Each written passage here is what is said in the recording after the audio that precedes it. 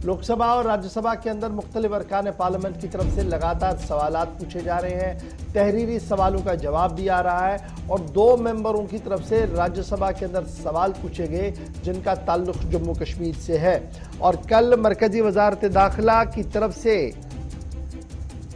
वजीर दाखिला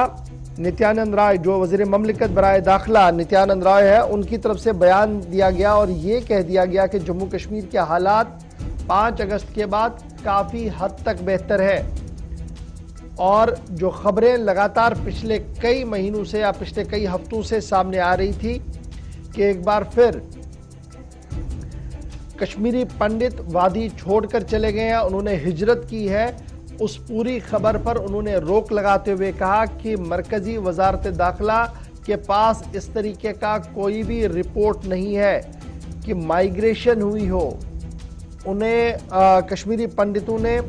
हिजरत की हो श्रीनगर से जम्मू की ओर। ताहम जो लोग चले गए हैं वो एक रूटीन सेट है, यानी वो एक मुलाजिम है और कभी 6 महीने श्रीनगर और 6 महीने जम्मू रहते हैं सर्दियों के दौरान, उस अमल का हिस्सा है, इसलिए कुछ मुलाजिमीन ज़रूर शिफ्ट हो गए हैं। एक तरफ से ये कहा दिया गया है और दूसरी तरफ से तहरीरी सवाल के जवाब में जो बात सामने आई है उसमें ये कहा गया है कि जम्मू कश्मीर के अंदर टारगेट किलिंग भी हुई है, इसमें कोई शक नहीं है, लेकिन जिस तरीके से फौजी ऑपरेशन चलाए गए हैं उसमें भी काफ़ी ज़्यादा कामयाबी मिली है।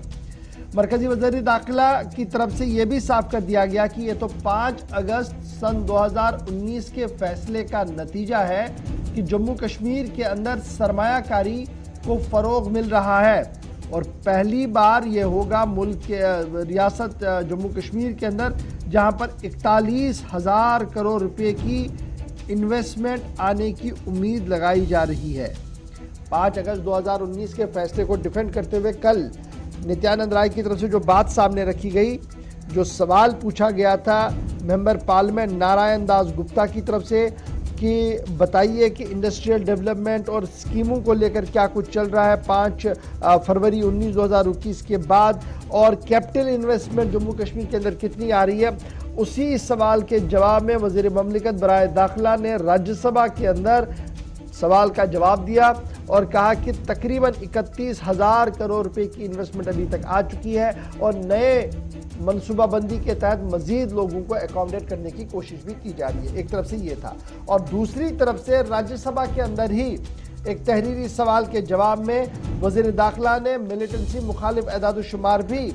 बयान जारी किए हैं, जिसके तहत मरकजी वजीर दाखिला ने साफ कर दिया कि 360 से ज़्यादा मिलिटेंट जो है वो जम्मू कश्मीर के अंदर 5 अगस्त 2019 के बाद मारे गए, 360 से ज़्यादा। और ये फिगर जो थी वो 5 अगस्त 2019 से लेकर नवंबर 30 2021 तक इस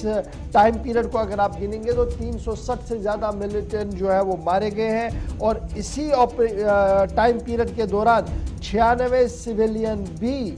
अज़जान हुए हैं और 81 सिक्योरिटी के जवान भी मारे गए हैं। ये बड़ा इंपॉर्टेंट डेवलपमेंट है। 5 अगस्त 2019 से 30 नवंबर 2021 तक जो पीरियड है इसमें 96 सिविलियन 81 सिक्योरिटी पर्सन्स भी मारे गए हैं और उसके साथ साथ ये कहा गया कि 360 से ज़्यादा मिलिटेंट भी मारे गए हैं। तो ये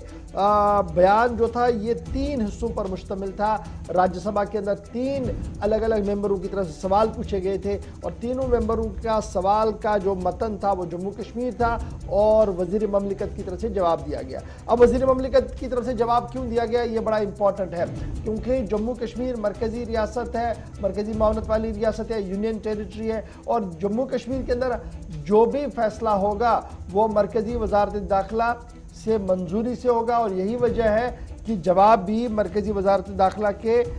डिप्टी मिनिस्टर की तरफ से जो है वो ऐवान के अंदर दिया गया है। जी आसिफ।